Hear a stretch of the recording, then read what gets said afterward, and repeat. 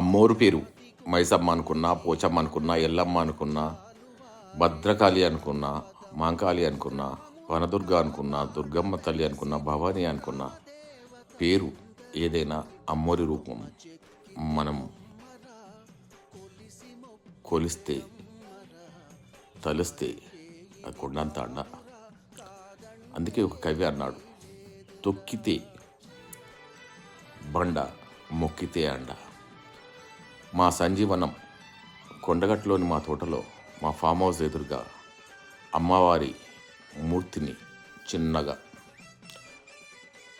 చెక్కించుకుని ఒక శిల్పి ద్వారా ఈ రూపాన్ని సంతరించుకున్న మా అమ్మవారి విగ్రహాన్ని మా తోటలో నెలకొల్పి కొలు తీర్చి మాకు అండగా మార్చుకుంటున్నాం. మైసమ్మ తల్లికి దండాలు దండాలు దండాలు.